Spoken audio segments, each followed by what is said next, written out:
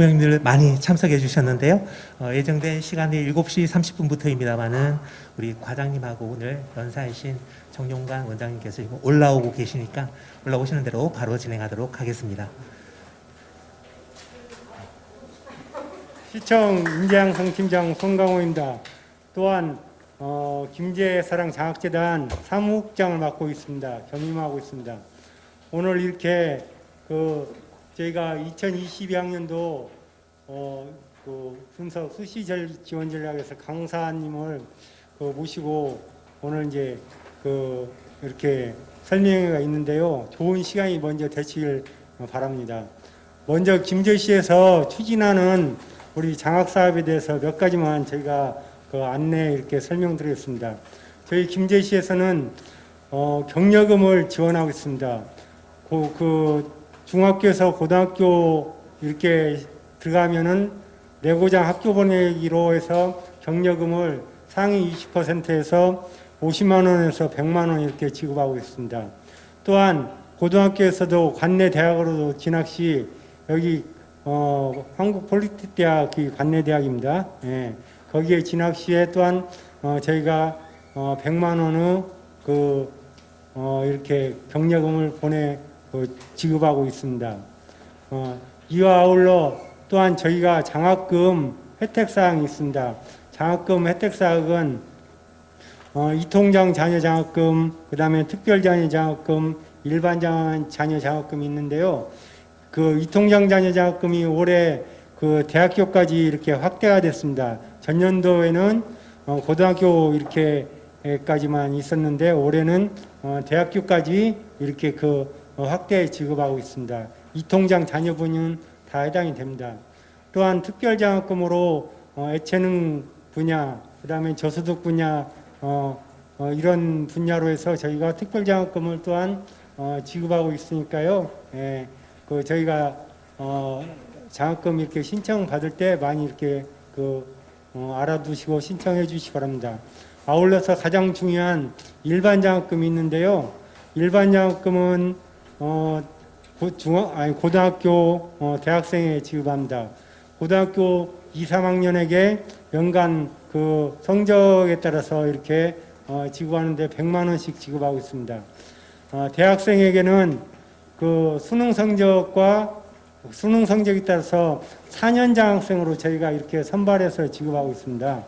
4년 장학생은 수능 성적이 2등급, 3등급, 4등급에 따라서 600만 원, 400만 원, 300만 원 저희가 이렇게 지급하고 있습니다. 그러니까 600만 원짜리 이렇게 장학 혜택을 받으면 2,400만 원, 약 2,400만 원 그러한 경제적 혜택을 받고 있습니다. 그러니까 일반 장학금으로 이렇게 저희 김제시에서 지원하고 있으니까 많이 또한 관심을 가져주시기 바랍니다. 아울러서 또한 자녀들이 서울로 이렇게 지나갈 시에는 서울 장학숙이라는 것을 저희가 마련해 두었습니다. 거기에 53명이 이렇게 입실해서 생활할 수 있습니다. 53명이 1인별로 1인실 이렇게 저희가 갖추어 가지고 거기서 저렴한 입사비로 이렇게 저희가 지원하고 있습니다. 요즘 서울 원룸이나 그런 집값이 비싸지 않습니까? 그런 것을 감안해서 저희 김제시에서 서울 장학숙이라는 그런 것을 마련해서 이렇게 서울로 간 학생들이 경제적인 부담 없이 공부에 매진할 수 있도록 이렇게 장학숙이라는 시설을 저희가 설치 운영하고 있으니까요. 많은 이용을 해 주시기 바랍니다. 이상으로 김제시의 주요 장학 사업에 대해서 안내해 드렸습니다. 다음은 좋은 강의가 있으니까요. 경청에서 좋은 그러한 시간이 되시길 바랍니다. 이상입니다. 감사합니다.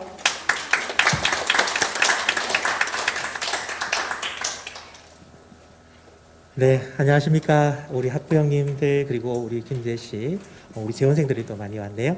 반갑습니다. 오늘 사회를 맡게 된 김제시 평산학당 부원장 김영수입니다. 반갑습니다. 예, 오늘 우리 학부형님들께서 소중한 시간을 내어 주셨습니다. 또 저희가 매년 이 지평선 학당에서는 상반기와 하반기 두 차례에 나눠서 명사초청 입시 설명회를 진행을 하고 있는데요. 오늘은 저희 스카이에듀 총 원장이신 정용관 원장님을 모시고 네, 네, 2022학년도 변화된 수능에 대응한 수시 전략 그리고 지역 인재 전형에 대한 내용을 주제로 입시 설명회를 진행할 예정입니다. 앞서 우리 사무국장님이신 송강원 계장님께서 김제시의 다양한 장학 사업에 대해서 설명을 해주셨습니다. 제가 여러 지역을 많이 다녔는데요, 우리 김제 지역만큼 이렇게 많은 장학 혜택을 주는 지역이 없었더라 했었습니다. 그래서 우리 김제에서 충분히 명문대학에 갈 수 있는 여러 가지 여건을 조성해 주시는 우리 김제시 당국자분들께 감사를 드리면서 저희 지평선 학당은 김제시 교육 발전을 위해서 열과 성을 다해서 최선을 다할 예정입니다. 조금 순서가 좀 뒤죽박죽이 됐는데요. 오늘 개회는 그 국민의례 시간 관계상 생략하기로 하고요. 평소 우리 또 김제시 교육 발전을 위해서 불철주야 노력하고 계시는 이성문 김제 사랑장학재단 상임이사님을 모시고 인사 말씀을 듣고 난 다음에 본 설명회를 진행하도록 하겠습니다. 과장님 오십시오.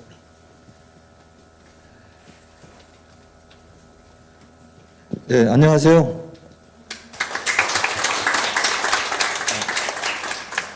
몇 번 뵌 것 같은데요. 또 모처럼 이렇게 만나게 돼서 반갑습니다.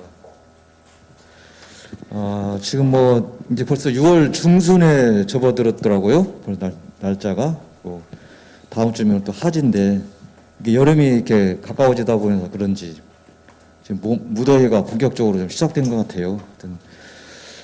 하여튼 학부모님들과 우리 학생들 모두 건강 관리 좀 잘 하셔서 무더위도 이기고 목표했던 그 목표를 꼭 달성할 수 있도록 해주시면 고맙겠습니다. 특히나 요즘 뭐 아시는 바와 같이 코로나19 때문에 저희들도 힘들지만 시민 여러분과 여기 학부모들, 특히 수험생들 굉장히 힘들고 어려움이 많은 걸로 알고 있습니다. 모두가 좀 슬기롭게 극복을 해서 올해 좀 좋은 성과를 낼 수 있도록 함께 노력했으면 좋겠습니다. 오늘 뭐 입시 설명회는 1년에 상반기 한 번, 하반기 한 번 이렇게 2번 하고 있습니다. 매월 한 달에 한 번 또 하고 있는데 특별히 1년에 2번은 입시 분야에 대해서 정말 그 전문가를 모시고 이렇게 설명회를 하고 있습니다. 그래서 오늘도 스카이에듀의 그 정용관 원장님을 이렇게 모셨는데요. 뭐 입시 분야에서는 정말 그 전문가이시고 입시 지도에 그 탁월한 역량을 발휘하고 계시는 분입니다. 오늘 여러 가지 그 좋은 말씀과 소중한 정보 많이 좀 들어보시고 어차피 이렇게 소중한 시간 되셨으니까 오늘 그 좋은 정말 유익한 시간이 되었으면 좋겠습니다. 특히 오늘 행사는 코로나19 때문에 이 자리에는 50명 이내로 좀 한정을 좀 했고요. 우리 저 시청에 정부통신과 협조를 받아가지고 지금 촬영을 하고 있습니다. 그래서 유튜브로 또 이렇게 방영이 되고 있고 우리 학생들도 교실에서 이 입시 설명회를 같이 듣는 걸로 이렇게 진행하고 있습니다. 오늘 어떤 유익한 시간 되시길 바라고요. 항상 건강하시길 바랍니다. 고맙습니다.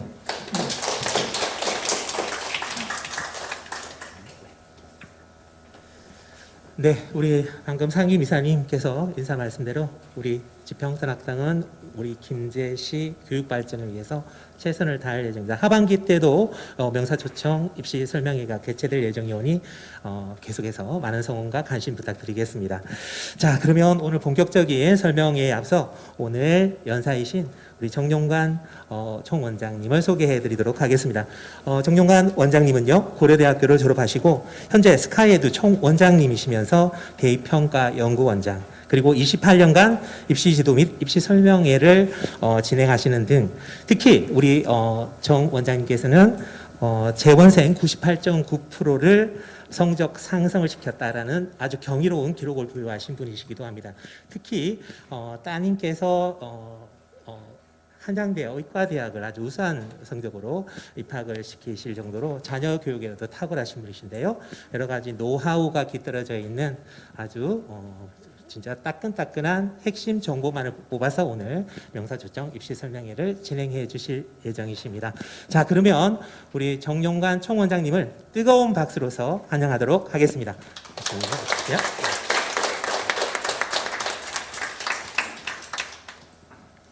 안녕하세요. 방금 소개받은 정용관이라고 합니다. 반갑습니다. 네. 제 김제는 처음 오는 것 같고요. 요 옆에 그 익산은 많이 갔는데 익산은 이제 제 조카를 거기 남성고를 기숙사에 넣어가지고 3년 동안 다녀서 제 형님이 38에 돌아가셨는데 제가 그때 23살이었어요. 그 사이엔 누나들만 쭉 있고 그 갑자기 제가 이제 부양 가족이 4명이 생긴 거죠. 부모님 연로하시고 부모님하고 조카 둘. 네. 그래서 이제 그 큰애를 그때 이제 제가 IMF 때라서 학원을 이렇게 좀 크게 차렸다가 쫄딱 망했어요. 정말 완전히 알거지가 된 거죠. 소위 말로. 그래서 이제 조카를 직접 데리고 있기 힘들어서 기숙사에 있는 학교를 알아보다가 옆에 이제 익산에 남성고 그때는 1이었죠.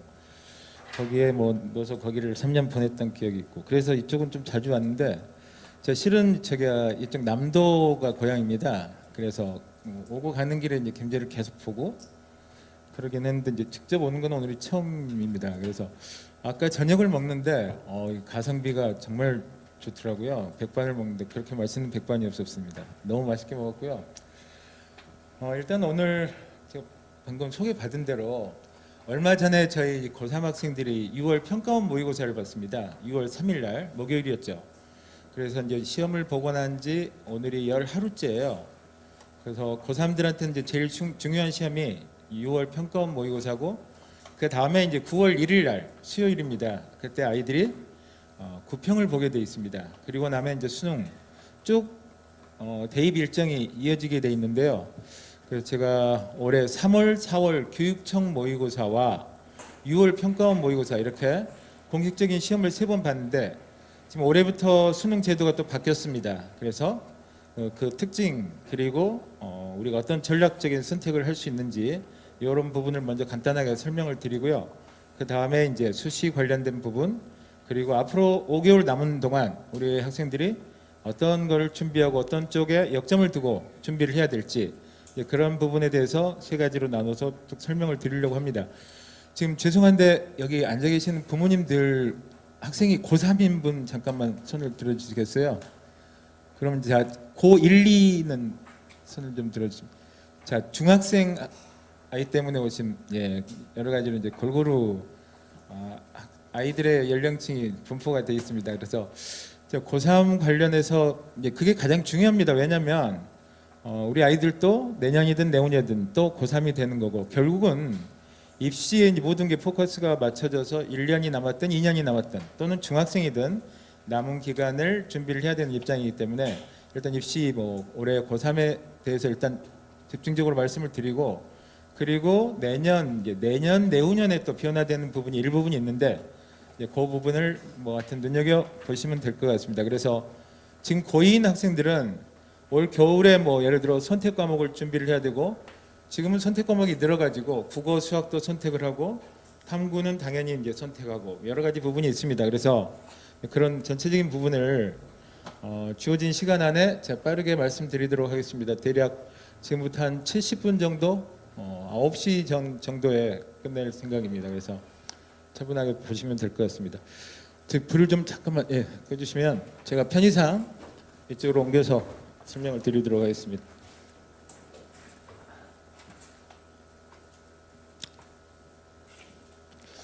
저는 이 사진 볼 때마다 항상 기분이 나빠요. 제 마스크를 벗고 좀 보여드리고 싶은데 실물이 훨씬 낫습니다. 이거보다. 하여튼 제가 대입평가연구원장을 맡고 있고요. 일단 이제 첫 번째는 올해 입시 변화하고 주요 일정하고 몇 가지 설명을 드리도록 하겠습니다. 자, 올해 일정입니다. 매년 뭐 흐름은 똑같으니까 내년 내후년에도 똑같아요. 그래서 이미 6평 받고 아까 말씀드린 대로 지금 이제 9월 그 전에 8월 19일부터 수능 원서 접수가 시작됩니다. 9월 3일까지. 보통 이제 8월 말에 원서 접수를 하고요. 평가원을 보고 이틀 후에 마감을 하는 이유는 평가원 결과를 우리 아이들이 보고 선택 과목이나 이런 부분을 변경하는 학생들이 일부 있어요. 이런 학생들 때문에 한 이틀 정도 여유를 두고 매년 평가원 보고 그 이틀 사흘 후에 원서 접수를 마감을 하죠. 변경이 가능하니까요. 예, 원서 접수 정정이 가능합니다. 그래서 이제는 그 다음 중요한 시험은 9월 1일 평가원이 남아 있고요. 고3 학생들은 1년에 교육청 모의고사도 4번 실시합니다. 이미 3월달, 4월달을 봤을 거고요. 남은 게 이제 7월과 10월에 교육청 모의고사가 있습니다. 그러나 3, 4, 7, 10 이렇게 4번 보는 교육청 모의고사는 아시다시피 고3 재학생만을 대상으로 한 시험이기 때문에 어느 정도 그 인정받기가 좀 힘들어요. 그래서 보통 일반적으로 교육청 모의고사보다 평가원 모의고사를 보면 0.5등급 정도 하락한다고 보시면 돼요. 이유는 이제 재수생들이 들어와서 그렇습니다. 그래서 6평보다는 9평이 약간 더 떨어질 확률이 크고요. 그런 형태의 흐름이라고 보시면 되니까 이 9평 같은 경우는 재수생들이 거의 다 같이 들어오거든요. 함께 경쟁하는 거라서 9평이 훨씬 중요하다. 그러나 9평을 보고 뭔가를 다 결정하기는 너무 느리잖아요. 그래서 대부분 6평 결과를 보면서 수시 전략을 짜게 돼 있습니다. 네, 그런 흐름이라고 보시면 되겠고요. 그래서 이제 9평 성적을 보면서 보통 일주일 이내에 그 수시 원서 접수를 시작하는데 올해는 텀이 좀 깁니다. 그래서 9월 10일부터 수시 원서 접수니까요. 9평 결과를 보고 한 열흘 정도의 시간을 가지고 충분히 숙고하면서 수시 원서 접수를 하게 돼 있다고 보시면 되겠습니다. 올해 수능은 뭐 특별한 일이 없는 한 작년엔 2주 늦춰졌잖아요. 올해는 11월 18일 날 아마도 시행하지 않을까 싶습니다. 나머지는 뭐 중요한 건 아니니까요. 넘어가겠습니다. 자, 그다음에 올해 그 국어와 국어 수학이 선택 과목이 올해 처음 도입된 첫 수능입니다. 그래서 뭐 장점도 있고 여러 가지 문제점도 지금 발생하고 있는데 보시면 지금 국어부터 말씀을 드리면요. 이 구조가 저 뒤에서 다시 나오겠지만 원래는 작년까지 수능은 그 문학 15문제, 비문학, 독서라고 합니다. 비문학이 15문제, 그리고 나머지 15문제가 화작문이라고 해서 화법, 작문, 문법 이게 또 15문제였어요. 근데 올해부터는 문학, 비문학이 17문제가 되고요. 34문제입니다. 그리고 나면 11개가 넘는데 그 11문제를 선택으로 이렇게 나누는 거예요. 11문제를 25점입니다. 75점은 공통, 25점이 선택이에요. 그럼 화법과 작문이냐, 언어와 매체냐인데 지금까지 선택한 인원수는 화작문을 선택한 학생이 언어 매체를 선택한 학생의 거의 정확히 3배 정도 된다고 보시면 돼요. 지금까지 모의고사 결과는 화작이 언어 매체의 3배다. 언어와 매체는 도대체 뭐냐? 화법, 작문은 원래 있던 거니까 잘 아실 거고요. 이 언어가 원래 화작문에 있었던 문법입니다. 그 국어 문법이 언어예요. 그 11문제가 여기서 5문제고 여기 6문제, 매체 6문제예요. 매체는 말 그대로 뭐 언론 이런 그 기사 분석 이런 거기 때문에 이 화작하고 상당히 성격이 비슷하다고 보면 되고 핵심은 문법을 하느냐 마느냐인데 그래서 보통 이제 국어 성적 중하위권에 속한 학생들은 이 문법이 외울 게 굉장히 많아요. 그러니까 대부분 싫어하거든요. 그래서 대부분 이제 화작을 많이 하는 경향이 있는데 그러니까 언어를 하면 장점은 문법이라고 하는 게 딱딱 떨어지잖아요. 그래서 공부가 많이 된 학생은 빠르게 문제를 풀 수 있다. 이제 이런 장점이 있는 거죠. 그러나 이거는 아무래도 지문이 길기 때문에 문제 푸는데 시간이 좀 걸려요. 그 공부가 많이 되면 이게 당연히 편하죠. 그래서 이제 좀 이따 그 결과를 보시면 지금 인원이 3배잖아요. 거의 응시는 거의 3배 가까운데 어쨌든 이제 국어는 이 문제가 있고요. 좀 이따 점수를 보면 또 말씀드리겠습니다. 수학도 수원과 수투가 이제 공통이 됐습니다. 22문제. 이게 74점이 공통이에요. 선택이 26점입니다. 이게 8문제예요. 그래서 23번부터 30번까지가 이제 선택 문제인데 확통, 미적, 기하 이렇게 돼 있습니다. 문과 학생들은 거의 99% 이상 문과 학생들은 확통을 하고 이과 학생들이 이제 미적을 하느냐 기하를 하느냐 이렇게 나눠져 있는데 뭐 기하를 하는 학생이 적죠. 훨씬 미적이 대부분이라고 보면 됩니다. 그런 흐름으로 이해하시면 되겠고요. 그래서 수학 선택이 26점이다. 국어 선택은 100점 만점에 25점이 선택이다. 이렇게 이해하시면 됩니다. 자, 그 다음에 이제 그 성적 결과를 보시면 6월은 왜 비어 있냐면요. 이제 가채점 결과는 나와 있지만 실채점 결과는 6월 30일 날 발표하게 되어 있습니다. 그래서 이건 빈칸으로 있는 거고요. 3월과 4월 이 흐름과 크게 바뀌지 않는다라고 보시면 되는데, 자, 국어가 언어와 매체를 하는 학생들의 평균이 약간 높죠. 약 2점 높습니다. 여기도 뭐 2점은 아니지만 1.5점 높죠. 그래서 언매를 하는 학생들의 평균이 약간 높다. 이렇게 보시면 되고, 수학 같은 경우는 차이가 어마어마하게 나고 있습니다. 지금 미적하는 학생들 3월 교육청 모의고사는 미적의 평균이 50점이 넘어요. 그러나 확통하는 학생이 30점입니다. 20점 차이 나죠. 여기는 차이가 더 벌어지고 있어요. 21점. 그리고 같은 이제 이과 중에서도 미적보다 기하가 좀 낮죠. 이 부분이 있는데 이게 이제 좀 이따가 문제 소지가 되는 건 이제 이런 이야기인데 좀 이따 설명을 드리겠습니다.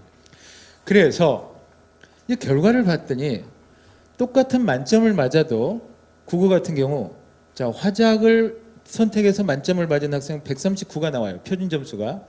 근데 언어와 매체를 선택해서 만점을 맞으면 142입니다. 3점 차이 나죠. 4월은 6점 차이가 났어요. 6월은 저희 예상으로는 2점 차이 난다고 보이고 있습니다. 2점 내지 3점인데 2점일 가능성이 커요. 그래서 언어와 매체를 해서 만점을 맞으면 좀 더 높죠. 그래서 최상위권을 지향하는 학생들은 언어와 매체를 하는 게 유리할 수밖에 없는 구조예요. 그러나 나는 예를 들어 나는 대부분 이제 수시로 많이 목표로 하고 있으니까 일반적인 경우는 뭐 지금까지 하던 걸 하면 됩니다. 자기가 편한 거를 아까 말씀드린 대로 나는 뭐 문법이 편하고 나는 이 읽는 속도가 좀 느리고 그러면 언어 매체하는 거고 이런 형태로. 그러나 이제 최상위권 같은 경우는 언어 매체를 하는 게 유리할 수밖에 없다. 뭐 이렇게 보시면 되겠고요. 그다음에 수학 같은 경우는 이제 아까 말씀드린 대로 차이가 어마어마하게 나는데 그냥 6월만 가지고 말씀을 드릴게요. 확률 통계를 해서 만점을 맞으면 표점이 142입니다. 미적은 145예요. 근데 기하는 144 이렇게 나오고 있습니다. 차이가 좀 나고 있죠. 네. 그래서 1등급 커트라인이 확통을 하면 100점 만점에 88점을 맞으면 1등급 커트라인이에요. 근데 미적은 80이고 기하는 85로 추정되고 있습니다. 이 차이가 6점이 나잖아요. 이거는 뭐 이 차이는 뭐 이과 학생들끼리 선택이 문제니까 그렇다 치고 올해는 이 문과 학생들이 굉장히 불리하잖아요. 그래서 이게 어떤 문제가 생기냐면 문과 학생들 같은 경우 오히려 수학 공부를 훨씬 열심히 할 수밖에 없다. 이렇게 보시면 됩니다. 왜냐하면 문과 학생들이 수학의 변별력이 차이가 굉장히 크게 나게 돼 있어요. 작년까지는 문과 학생들은 다 나형, 이과 학생들은 가형 이렇게 해가지고 문과는 문과끼리 등급을 매겼거든요. 백분위에 따라서. 이과는 이과 학생들끼리 등급을 매기고 표준 점수를 매겼습니다. 그러나 지금은 터가지고 문이과를 동시에 매기고 있잖아요. 그러면 문과 학생들이 이제 분리할 수밖에 없고, 그 다음에 아까 말씀드린 대로 똑같은 만점을 맞는데도 불구하고 이 표점 차이가 나니까 원점수 1등급 컷도 크고, 그래서 지금 3월과 4월 교육청은 이미 발표를 했는데 그 안에서 인원수로 따지면 문과가 60%, 이과가 40%예요. 지금 수험생 구조가. 근데 수학 1등급을 맞는 학생은 문과 학생들이 3월은 10%가 안 됐어요. 4월은 10% 약간 넘었는데 10% 전후입니다. 그러니까 수학 1등급은 90%가 이과 학생이라고 보시면 돼요. 문과 학생들은 그 1등급 안에 10%가 채 들어오지 않는다. 그래서 어떤 문제가 생기냐? 일단 첫 번째는 문과 학생들은 올해 최저 등급을 맞추는 게 상당히 훨씬 불리하죠. 수학에서 등급이 안 나오니까 다른 과목으로 이제 맞춰야 되는 상황이 됐잖아요. 그 최저 등급 맞추는데 문과 학생들이 불리하고, 그다음 정시에서도 문과 학생들끼리 경쟁하는 과들은 문제가 별로 없어요. 예를 들어 인문학부나 원문학부 이런 데는 이과 학생들이 교차 지원을 잘 안 하거든요. 그러나 상경계나 그다음 문이과 학생들이 동시에 경쟁하는 과들이 있거든요. 예를 들어 교대 대표적으로 교대 중에서 절반 이상은 이과 그 미적 기하 그리고 과탐에 가산점을 주는 대학들이 있어요. 그다음 한의대 여기 뭐 우석대도 그렇고요. 우석대만 해도 이과 미적 기하에 가산점이 있습니다. 뭐 세명대 뭐 이렇게 쭉 있거든요. 그럼 뭐 미적 기하에 10% 가산점을 주면 옛날에는 줬던 이유가 뭐냐면 문과 그러니까 수학 나형을 했을 때 똑같은 만점을 맞아도 표준 점수가 더 높았어요. 근데 표준 점수 자체가 이제는 더 낮잖아요. 거기다가 가산점까지 주면 이 문과 학생들이 이과 학생들하고 경쟁 자체가 안 돼요. 아까 말씀드린 대로 뭐 교대나 그 문이과 동시 경쟁하는 과들이 있어요. 예를 들어 한의대가 전국에 12개가 있는데 6개는 문과 몇 명, 이과 몇 명 이렇게 따로따로 뽑고요. 부산대 같은 경우는 이과만 뽑아요. 근데 나머지 5개는 문이과가 동시 경쟁이거든요. 가산점 좀 주고 그런 데들이 동시 경쟁하는 과들은 문과 학생들은 뭐 무조건 불리하게 돼 있어요. 지원 자체가 힘들 거예요 아마. 서강대 같은 경우 몇 년 전부터 문이과를 동시에 뽑았거든요. 가산점 주면서. 올해 서강대는 문과 학생들은 거의 붙기가 아예 힘들 거예요. 그 문과 학생들한테 특별히 불리한 부분이 있어서 이걸 뭔가 그 교과부에서 빨리 인지를 하고 지금 사실은 지금까지도 수능이 도입된 다음에 제일 점은 원점수 반영하다가 그다음 표준 점수를 도입했잖아요. 근데 표준 점수에 단점이 있어서 100분위를 반영한 대학들이 있다가 대부분 상위권 대학들은 변환 점수를 반영했어요. 이것도 문과 학생들을 보정해주는 뭔가 변환 점수 제도를 대학들이 올해는 늦었고 내년에는 만들어낼 텐데 문제는 올해 고3들은 이 피해가 어느 정도 상당히 갈 수밖에 없다. 이런 여러 가지 문제가 있습니다. 하여튼 그런 흐름이라고 보시면 되겠고요. 그 이유는 지금 그 평가원이 결정한 이 표준 점수 계산식에 문제가 있어요. 사실은 이게 어떻게 돼 있냐면요.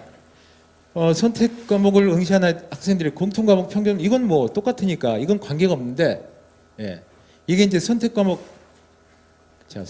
조정 점수가 문제거든요. 자 그래서 작년까지는 예를 들어 문과 학생들의 표준 점수가 높았던 이유는 내가 속한 집단에서 평균을 기준으로 내가 얼마만큼 떨어져 있냐 이게 이제 그 Z값이라고 해서 통계에서 나온 용어인데요. 그걸 가지고 매겼어요. 그럼 내가 속한 집단이 성적이 낮으면 낮을수록 내 표점이 잘 나오게 돼 있었어요. 근데 올해 제도는 이 현재 수능은 내가 속한 집단의 평균이 높으면 높을수록 나한테 유리해요. 그러니까 아까 말씀드린 대로 내가 미적을 했다. 그럼 미적한 애들의 평균이 높잖아요. 57점이에요. 확통을 해요. 평균이 30점이었어요. 그럼 30점 플러스 이렇게 시작되는 거죠. 내가 선택 공통과목 평균 더하기 얼마 이렇게 돼 있거든요. 그러니까 이게 차이가 너무 나기 때문에 이쪽은 작년처럼 유리해요. 확통을 해서 난 30점에서 내가 70점이다. 그럼 70 마이너스 30 하니까 70 마이너스 아까 미적 57 하는 것보다는 이게 크죠. 이쪽 점수는 내가 택한 집단이 성적이 낮으면 낮을수록 그 평균이 낮으니까 내 점수는 높아지는데 반대로 거기다가 공통과목 평균을 더해버리니까 이 차이를 위에서 그 갭을 메울 수가 없다 이렇게 보시면 돼요. 그래서 그러니까 탐구하고는 정반대인 거죠. 탐구를 왜 과탐2를 못하게 하나요? 과탐2 하는 애들이 성적대가 높으니까 내가 선택한 과목을 잘한 애들이 많이 있으면 난 불리한 거예요. 그게 작년까지 그 표준점수 제도였고 지금도 과탐, 사탐은 그렇습니다. 사탐에서 경제를 못하게 하는 이유는 경제하는 애들이 공부를 너무 잘해요.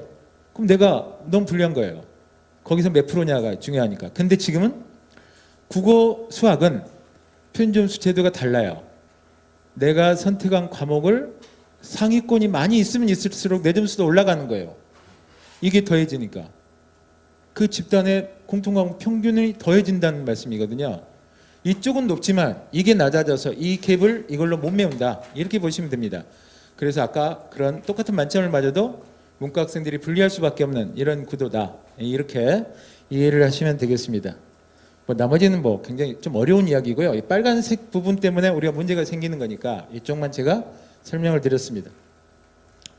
자, 작년까지 입시하고 그 다음에는 이제 올해 입시 크게 달라지는 것만 말씀을 드릴게요. 방금까지 설명드린 부분이 문이과 폐지하고 2015년도에 결정된 그 내용이죠. 그래서 국어, 수학, 이렇게 선택 과목 이게 이제 들어온 거고요. 자, 두 번째는 올해부터 교사 추천서가 폐지됩니다. 일선 학교 이제 선생님들은 많은 짐이 좀 덜어 있던 거고요. 이 부분이 있고 학교장 추천서는 있습니다. 근데 교사 담임 뭐 추천서는 없어졌다고 보시면 되고, 그다음 올해 큰 변화가 작년까지 이제 거의 뭐 4,000명 이상 모집을 했던 적성고사가 올해부로 폐지됐어요. 대학별 고사를 폐지하겠다는 게 교과부의 오랜 이제 방향이었는데 아직도 논술은 남아 있고 적성고사는 작년까지로 완전히 끝났다. 그러니까 적성고사 하면 대부분 아이들이 가천대를 제일 먼저 썼죠. 적성고사를 봤던 대학 중에 제일 좋았던 데가 가천대예요. 그다음에 인서울에도 몇 개 있었는데 한성대랄지 서경대 등등 쭉 있었죠. 근데 올해 다 없어졌다고 보시면 되겠고요. 그다음 이제 학종의 여러 가지 문제점, 그다음에 특정 학교의 쏠림 현상 이런 걸 방지하기 위해서 대학별, 대입 전형별로 고교 유형별 자사고 우리는 입학생 중에 자사고 몇 명이고 특목고 몇 명이 이걸 다 이제 공지하게 돼 있고요. 지역별로도 뭐 이렇게 이제 공지하게 돼 있다. 이게 학종의 편중 현상을 조금이라도 줄여보겠다는 의도라고 보시면 되겠고요. 그 다음에 이건 뭐 매년 증가하고 있는 겁니다. 뭐 사회 배려, 이제 사배자 전형이라고 하는 그런 기회, 그다음 농어촌 특성화고 뭐 이런 쪽을 계속 증가시키고 있다라고 보시면 되겠어요. 자, 그다음 마지막으로 올해 EBS 연계율이 조정이 됐습니다. 작년까지는 70% 연계가 계속 유지되다가 올해 우리 아이들이 치는 수능부터는 50%로 줄었어요. 근데 이번에 6평 결과가 출제 방향이 굉장히 궁금했는데 뚜껑을 열어보니까 약간 이제 다른 경향이 나타났습니다. 국어가 연계율이 변하지 않았어요. 특히 국어 문학 파트는 EBS 연계가 작품이 많이 그대로 돼 있어서 아이들이 국어 문학 파트는 EBS를 할 수밖에 없다. 이렇게 보시면 되겠고요. 대신 영어는 많이 바뀌었죠. 작년까지는 지문이 그대로 많이 나오고 직접 연계가 많았는데 올해는 정말 완벽하게 간접 연계 쪽으로 많이 가가지고 이번에 그 학생들의 영어 점수가 굉장히 안 좋습니다. 작년에 수능이 1등급 비율이 90점 이상이면 영어는 등급제니까 1등급이거든요. 무조건 점수로 돼 있어요. 작년 90점 이상이 12%가 넘었어요. 그 작년 수능 원래 1등급은 4%야 맞거든요. 4% 2등급이 상위 11%, 4, 7 이렇게 가는데 1등급이 12%였어요. 그러다 보니까 이 친구들이 이제 계속 영어는 등급제고 그래서 중학교, 고등학교 때부터 영어 공부를 잘 안 해요. 내신 말고는 잘 안 합니다. 그래서 영어 학력 수준이 계속 떨어져 있던 데다가 이 EBS 연계가 또 간접 연계로 바뀌어서 지문이 그대로 안 나와요. 그러다 보니까 이번에 발표는 안 돼 있지만 제가 우리 그 재원생들이나 이렇게 쭉 조사를 해보면 1등급 비율이 절대 3%를 넘지 않을 거예요. 영어 1등급 맞은 학생을 눈 씻고 찾아보기 힘든 정도. 이렇게 영어 1등급 맞는 애들이 줄었다. 그래서 올해 입시는 아마 그 영어 등급이 상당히 중요할 거예요. 특히 최저를 맞추는데. 그 영어로 예전에는 영어가 이제 등급이 잘 나오니까 대부분 영어 플러스 다른 걸로 최저를 맞췄는데 이런 형태면 영어로 최저 맞추기가 굉장히 힘든 거죠. 네. 그래서 영어 공부를 좀 더 열심히 해야 되겠다. 지금 뭐 중학생도 고등학교 1, 2학년도 마찬가지입니다. 그래서 예전에는 정말 그 영어 성적 안 좋은 애들은 저도 뭐 일단 대학을 보내는 게 목표니까 애들 상담할 때 이렇게 했어요. 너 영어 지문 단어 모르면 자 그걸 한글 번역본을 보고 그 내용을 외워. 그럼 한글로 내용을 외우는 거예요. 그래서 아는 단어가 한두 개 나오면 그 기억이 떠오르잖아요. 그럼 이미 해석이 돼 있는 상태에서 문제를 푸니까 잘 볼 수밖에 없잖아요. EBS만 해도 무조건 2등급 후반부 80점 초반까지는 만들 수 있었거든요. 근데 이제 이런 게 사라져가지고 영어 기초 실력을 쌓을 수밖에 없다라는 걸 이제 부모님들도 꼭 아셔야 될 것 같습니다. 이게 이제 아까 설명드린 내용이죠. 국어 올해 바뀐 수능이죠. 열학문항 24점, 25점. 원래 24점이 나오다가 그 이번 올해 25점으로 다 바뀌었습니다. 그 3점짜리 이제 2개 나오는 거죠. 그다음 선택이 8문항이고 26점이다. 뭐 그런 내용입니다. 이건 뭐 중요한 거 아니니까 넘어가겠습니다. 자, 그다음 올해 이제 그 모집 인원 빠르게 보면요. 지금 그 정유라, 조국 뭐 여러 가지 사건을 우리가 겪으면서 학종에 대한 인식이 국민 여론이 안 좋아졌잖아요. 그래서 학종이 많이 줄었습니다.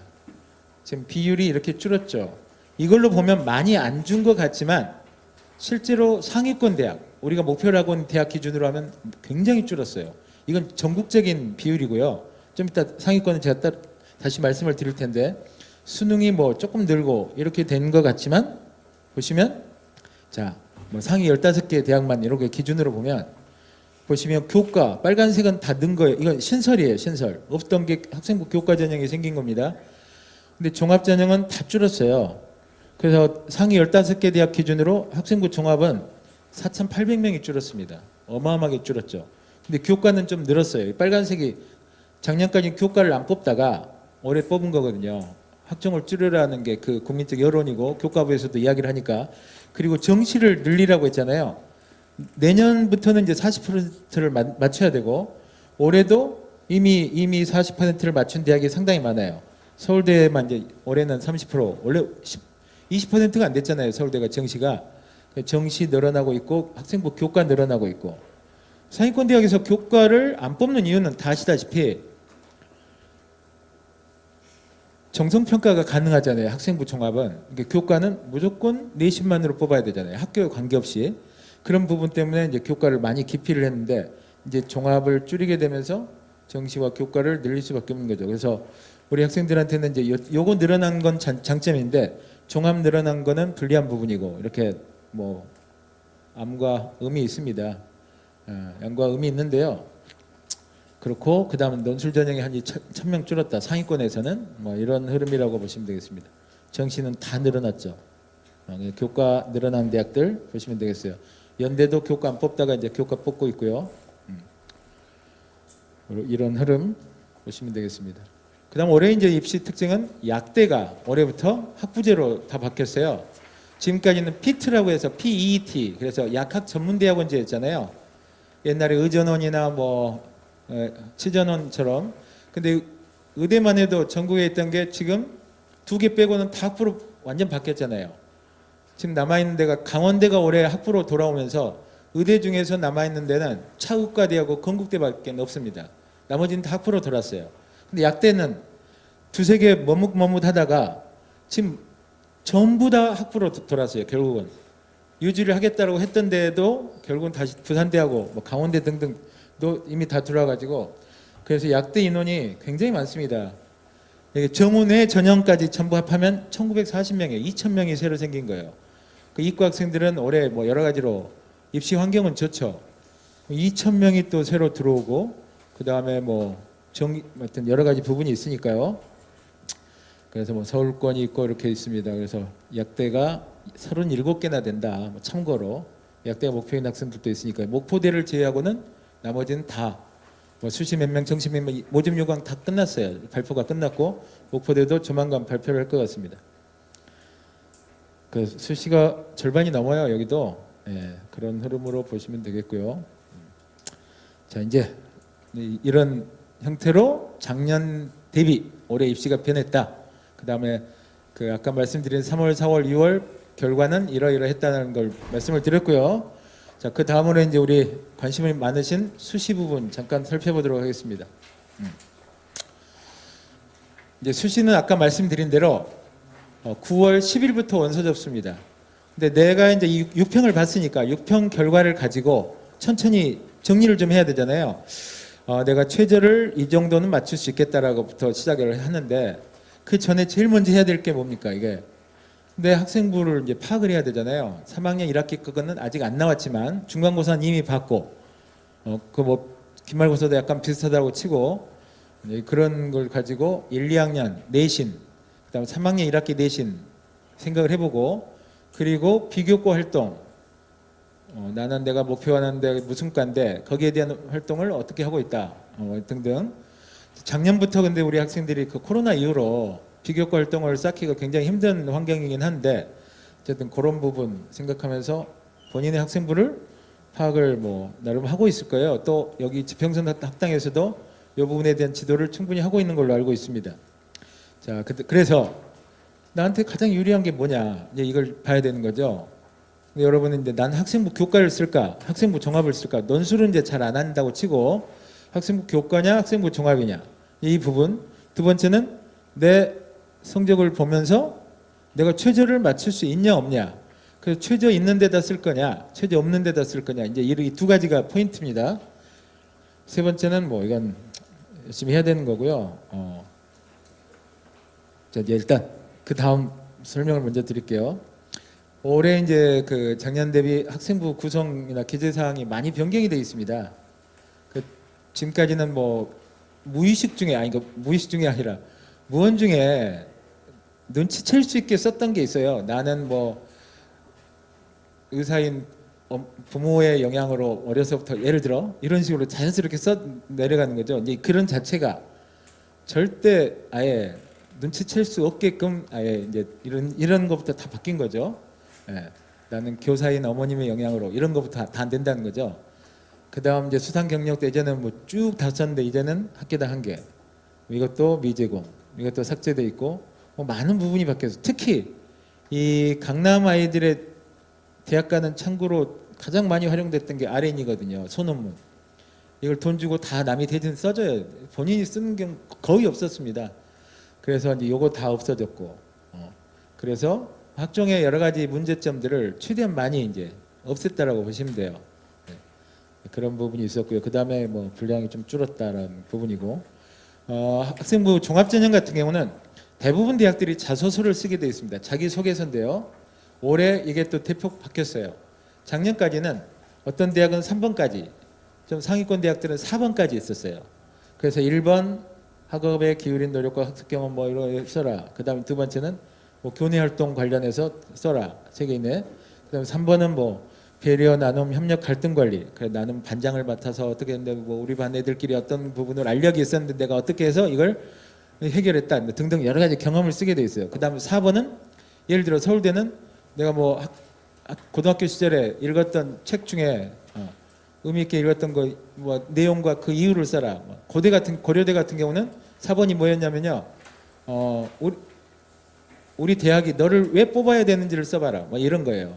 그런 이제 대학마다 자율문항이 4번이 있었는데 4번은 이제 3번으로 온 거고 3번, 2번이 된 거고요. 1, 2번이 통합이 되어 있습니다. 그 진로에 관한 노력과 뭐 학습 경험, 교내 활동 묶어서 쓰게 돼 있어요. 그래서 자소서 내용이 바뀌었는데 핵심은 이겁니다. 지금까지는 나는 어떤 활동을 했다 이런 사실 중심에서 이제는 본인의 경험과 생각 이런 걸 많이 이제 쓰도록 흐름이 바뀌고 있다라고 보시면 돼요. 그래서 글자 수도 많이 바뀌어서 줄었어요. 예, 그래서 1, 2번이 합해서 2,500자였는데 하나로 트면서 1,500자. 3번은 1,000자에서 800자. 4번은 800자로 줄었어요. 그래서 합해서 거의 5,000자 가까이 쓰던 거를 이제는 3,100자. 그 내용도 좀 줄고, 그다음 논문 필요 없고 R&E를 포함해서 해외 활동 안 되고, 그래서 이게 뭐 부의 물림이나 여러 가지 부모가 도움이 될 수 있는 부분들을 최대한 없앤 거죠, 이거. 네. 다 못 쓰게끔 해놓은 거죠. 뭐 이런 흐름은 잘 가고 있다라고 보입니다. 자, 그리고 지금 이제 현재 고3 이게 고2예요. 고2가 2023학년도에 대학을 가니까 2023학년도예요. 지금 고3은 2022학년도고요. 고1부터는 자소서도 완전 폐지됩니다. 고1부터는. 고2까지는 자소서가 유지되고요. 그다음 교사 추천서는 뭐 아까 말씀드린 대로 올해부터 다 없어진 거고, 교과 활동도 2024년부터는 일부 변화가 있어요. 네, 이거 반영하지 않는다. 종합의견도 뭐 줄었다라고 보시면 되겠어요. 자, 그다음 학생부 반영 항목도 좀 차이는 있습니다. 고1부터는 또 바뀌어요. 네. 지금 고2, 3이 바뀐 부분에다가 또 추가로 바뀌는 부분이 있습니다. 그 지금 현재 고1부터는 수상 경력 자체가 지금까지는 학기당 하나잖아요. 아예 반영하지 않습니다. 독서 활동도 아예 이제 필요 없고요. 훨씬 더 심플하게 바뀐다고 보시면 돼요. 그런 학년별로 변화가 있다 이렇게 이해하시면 되겠고요. 자, 그러면 이제 수시는 아까 말씀드린 대로 적성이 올해부터 사라졌기 때문에 수시는 3가지입니다. 논술이 하나 있고요. 학생부 교과가 있고 학생부 종합이 있습니다. 그래서 분명히 그 위에 큰 아이를 우리 아이가 둘째고 큰 아이를 대학에 보내보신 분들은 이제 좀 아실 거예요. 근데 첫애인 경우는 이 뭐 용어 자체가 생소하실 거예요. 학생부 교과는 뭐고 학생부 종합은 뭔지 잘 모르시잖아요. 그래서 간단하게 교과 종합의 차이를 정리를 하면 교과는 고교별로 차별이 불가능합니다. 무조건 내신만 가지고 따지는 거예요. 그러니까 평점이 1.115다. 그러면 강남의 A 고등학교를 나오든 전국에서 요새 제일 잘 나가는 거가 용인외고를 나오든 하나고를 나오든 상산고를 다니든 똑같은 거예요. 여기 김제 지역에 뭐 여기 김제여고, 김제고 있고 또 뭐 있죠? 그 덕암인가요? 이렇게 주로 세 개 학교일 텐데 어느 데서 1.5를 맞든 다 똑같이 쳐주는 게 학생부 교과예요. 아주 그냥 평점만 가지고 처리한다라고 보시면 되거든요. 교과는. 근데 학생부 종합은 그렇지 않아요. 그건 그대로 약간 반영을 하는데 대학이 얼마든지 정성평가를 할 수 있는 거죠. 뭐 강남에 있는 A 고등학교는 3.0을 맞아도 강원도 산골의 B 고등학교는 거기서 1.1을 맞아도 3.0을 더 높게 쳐줄 수 있고 이런 부분이 있다라고 보시면 되거든요. 그래서 그게 학생부 종합이다. 그러면 학생부 교과는 대학들에선 대부분 수능 최저를 요구를 하겠죠. 그래 네가 아무리 내신이 좋아도 그 학교마다 다르니 우리 대학에 들어와서 최소한의 학업 수준이 되는지 그럼 뭐 예를 들어 3등급 2개는 맞아라 랄지 수능에서 국수, 영어, 탐구 중에 뭐 3등급 2개 예를 들어 이런 형태로 최저 기준을 정리를 해놔요. 교과는 물론 최저가 없는 대학도 있긴 있습니다. 그러나 상위권은 최저가 있는 대학이 좀 많아요. 당연히 그러겠죠. 대학 입장에서는. 근데 학생부 종합은 최저가 있는 데도 있지만 없는 데가 많아요. 왜냐하면 이미 정성평가를 했거든요. 대학에서 걸렀어요. 넌 뭐 A 고등학교 나왔어? 뭐 인정해 줄게. 뭐 너 과학고 영재고 나왔어? 내신 4.0이어도 우리가 뽑아줄 생각이 있어. 이미 그렇게 돼 있기 때문에 좀 이제 그 차이는 있는 거죠. 그래서 그럼 이제 정리를 해보면 나는 내신이 아주 좋다. 학생 교과로 갈 수 있죠. 정말 좋으면. 근데 내신이 좀 떨어지면 떨어질수록 어때요? 이제 종합이 좀 더 커트라인 낮아지죠. 근데 문제는 내 수능 성적이죠. 그러면 똑같은 학생부 교과라고 하시죠. A 대학은 최저가 없어요. B 대학은 최저가 있습니다. 그러면 당연히 학생들은 최저 없는 데를 선호하겠죠. 커트라인은 어디가 높을까요? 최저 있는 데가 어때요? 최저 없는 데가 높겠죠. 최저 없는 데가 커트라인이 예를 들어 3이면 최저 있으면 한 1.8, 2.0 이래도 갈 수 있어요. 비슷한 레벨의 학교가. 그 차이가 굉장히 큽니다. 왜냐하면 뭐 최저 자신 없는 학생들이 굉장히 많잖아요. 그런 부분이 있어서 내가 최저를 맞출 수만 있다면 최저 있는 대학에 지원하는 게 훨씬 높은 수준의 대학을 진학할 수 있다고 보시면 됩니다. 최저 없는 대학을 진학을 하려면 내신이 어마어마하게 좋아야 돼요. 그 차이가 굉장히 커요. 그래서 우리 학생들은 수능 공부를 열심히 할 수밖에 없는 거예요. 그렇게 보시면 됩니다. 그래서 학생부 교과가 어느 정도면 갈지는 대학별 홈페이지에 다 나와 있습니다. 작년 입시 결과를 다 공지하고 있어요. 나는 뭐 A 대학이 목표예요. 예를 들어 나는 뭐 동국대를 가고 싶다. 동국대 무슨 과 그러면 딱 대학 홈페이지 들어가면요. 작년 재작년 입시 결과 쭉 나왔어요. 합격자 평균 등급 얼마 뭐 이렇게 금방 확인이 되거든요. 그거는 뭐 입시 전문가를 찾아가지 않아도 됩니다. 대학별로 다 떠 있어요. 자, 그다음 아까 말씀드린 대로 수능 최저를 내가 있냐 없냐. 그다음에 내가 맞출 수 있을까 없을까. 요걸 이제 잘 봐야 되는 거죠. 그다음 세 번째, 요 학생 교과 전형은 학교장 추천이 필요한 데가 굉장히 많습니다. 이건 좀 이따가 한 페이지 만들어 놨으니까 거기서 다시 설명을 드릴게요. 그다음에 면접이 있는 대학이 또 있어요. 일부 면접이 있나 없나 이렇게 확인하시면 됩니다. 그래서 이제 제가 그냥 편의상 그러니까 쭉 전국에 있는 모든 대학을 여기다 써놓을 수는 없잖아요. 그래서 이제 예를 들어 상위권 대학 예를 들어 보겠습니다. 수능 최저 이건 저희 자료집에 있으니까요. 자료집 보시면 돼요. 근데 지금 여기 최저 중에 빨간색 부분은 바뀌었어요. 자료집에는 다르게 돼 있을 겁니다. 그 교과부에서 작년에 이어서 올해도 각 대학에 요청을 했어요. 이 코로나로 학생들이 뭐 여러 가지 공부를 뭐 재학생들이 못한 부분도 있고 학교도 제대로 못 가고 막 뭐 학년별로 등교를 뭐 요일별로 바뀌어서 하기도 하고 그런 문제가 있으니 최저를 좀 낮춰라라고 요청을 했는데 대부분 상위권 대학은 버텼고 상위권 대학 중에 3개가 바꿨어요. 서강대 바꿨고 중앙대, 서울대 3개만 바꿨거든요. 이제 중위권 대학에서는 바꾼 대학이 좀 있어요. 그 다음에 그 예체능 계열에서 실기 쪽을 뭐 체육 계열 이런 데는 예를 들어 5종목을 실기를 받다면 3종목으로 줄이고 뭐 이런 부분이 있고요.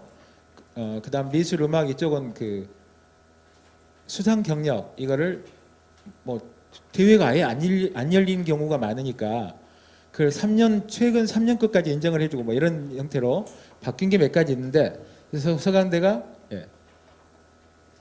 3개 3 뭐 이렇게 바뀌었어요. 원래는 3합 6이었거든요. 근데 3개만 3등급 맞으면 된다 이런 형태로 좀 완화한 데들이 일부 있습니다. 그다음 아까 그 학교장 추천 부분 건국대 같은 경우는 인원 제한이 없어요. 몇 명을 추천해도 되는데 뭐 고려대는 전교 인원수의 4%, 뭐 동국대는 학교당 7명 이렇게 제한이 있는 대학이 있어요. 시립대 같은 경우는 학교당 4명 이렇게만 되는 거죠. 뭐 숙명여대는 여학생 숫자의 5% 이렇게 그래서 뭐 원한다고 다 추천서를 써주진 않으니 본인이 의향이 있는 학생들은 빨리빨리 미리미리 담임선생님을 통해서 학교하고 해서 이 넘기지 않도록 인원 먼저 담임선생님하고 빨리빨리 해볼 필요는 있어요. 예, 학생부 교과에 학교장 추천을 쓸 학생들은 그런 부분을 한번 봐야 될 것 같고요. 아까 말씀드린 대로 중앙대도 이번에 좀 조정을 해서 최저 기준을 좀 낮춰놓은 거죠. 이 추천 인원 한번 보시면서 미리 정리를 해야 된다라는 부분 확인하시면 되겠습니다. 자, 그다음에 이제 종합전형 특징만 말씀드리도록 하겠습니다. 종합전형은 크게 4가지로 나눕니다. 자, 이건 면접도 없고 수능 최저도 없어요. 무조건 서류로 끝나요. 그래서 내신하고 그 다음에 비교과 활동들. 예를 들어 내가 생명공학이다. 뭐 고등학교 1학년 때부터 비교과 활동들 있잖아요. 동아리부터 시작해서 여러 가지 부분 그거 딱 서류만 갖고 정리를 하게 돼 있습니다. 근데 여기는 서류와 수능 최저가 있고 서류 이렇게 보는 대학이 예대홍대. 그 다음에 서류 최저 없고 서류하고 그 다음 면접을 본다. 그럼 이런 대학이 있고요. 그 다음에 서류도 보고 면접도 보고 수능 최저도 있고 제일 복잡하죠. 이런 대학이 이렇게 있습니다. 이렇게. 흐름이 이렇게 크게 나누면 4가지 틀로 나눠진다. 학생들은 제일 원하는 게 이거예요. 그래서 최저 있으면 당연히 최저만 맞추면 가기 더 편한 거고 최저 없는 데를 가려는 학생들은 훨씬 커트라인이 높고 똑같습니다. 교과나 종합이나 수능 최저 있는 데가 무조건 최저를 맞출 수만 있다면 대학 가기는 훨씬 편해요. 그럼 뭐 당연하죠. 그래서 아까 학생부 교과는 교과 평점만 보고 대학 홈페이지에서 확인을 하면 됐고요. 학생부 종합은 내 비교과 활동이 어떤지를 객관적으로 좀 검증을 받아야 돼요. 내 딴에는 나름 1학년 때부터 뭐 비교과를 잘했다라고 하는데 그건 본인의 생각이고 그래서 이 부분은 검증을 좀 받을 필요가 있는데 두 번째는 이제 자소서 부분 또 준비를 해야죠. 내용이 많이 변했지만 그 다음에 면접과 수능 최저 유무 이거 확인하는 거고 맞출 수 있는지. 그래서 학생부 종합은 이 전체 전형 중에서는 가장 학교에 도움이 좀 필요하다. 왜냐하면 대학 고교마다 쌓여진 자료가 있어요. 또 똑같은 대학인데도 불구하고 선호하는 고등학교가 달라요. 이런 경우가 있어요. A 고등학교가 있고 B 고등학교가 있는데 그 입시 결과 입학 입시 분석실장님이나 고3 그 진학 실장님들 있잖아요. 학교마다 이쪽 가면 예를 들어 여기 뭐 전북대학교가 있어요. 그럼 전북대에서 우리 학교를 학생부 종합을 잘 뽑아준다 안 뽑아준다 뭐 이런 대학마다 좋아하는 고등학교들이 다 다릅니다. 좀씩. 그래서 몇 년 동안의 입시 결과 어느 정도면 뽑아주더라 이런 이제 자료가 학교에 많이 있기 때문에 고등학교에 이 부분은 학교의 도움이 그래도 가장 필요하다. 이렇게 이해하시면 되겠습니다. 이건 그냥 이제 최저 학력 기준 쭉 쏘는 거고요. 아까 말씀드린 대로 서울대 직윤이 이번에 바뀌었어요. 네. 2등급이었는데 3등급으로 바뀌었어요. 3개만 3등급 맞으면 된다. 뭐 이런 형태로 서울대 이게 지난주에 바뀐 겁니다. 그래서 여러분이 갖고 계시는 자료집하고는 달라요. 아까 말씀드린 서강대, 중앙대 이 부분 왜 틀린 걸 자료집에 넣어놨지라고 하시지 마시고 그 부분은 지난주에 발표한 겁니다. 그래서 자료집에는 다르게 돼 있어요. 그렇게 이해하시면 되겠습니다. 이건 이제 자료집에 다 있으니까 찾아보시면 되고요. 빨간색 부분만 바뀌었다라고 보시면 되겠습니다. 그러면 이제 아까 말씀드린 대로 교과는 대학에 들어가면 다 떠 있는 거고 이제 종합전형 같은 경우 합격성이 어느 정도 되느냐 이제 건대 KU 자기 추천 같은 경우 뭐 합격자 이게 2.52 이과가 2.68 뭐 이런 형태 이런 형태들 뭐 참고로 보시면 되겠어요. 이렇게 쭉 보시면 되는데 여기를 보시면 아까 말씀드린 대로 최저가 있는 대학과 없는 대학의 커트라인 차이가 확연히 드러난다는 걸 아실 수 있을 겁니다. 논술은 뭐 여기 논술을 많이는 안 할 거니까 제가 그냥 빠르게 넘어갈게요. 올해 이제 가천대가 학업적성을 폐지를 하면서 그 인원을 대부분 논술로 바꿨습니다. 이 세 개가 이제 새로 논술을 보는 대학이고. 근데 여러분 그 논술에 대해서 대부분 부담을 갖잖아요.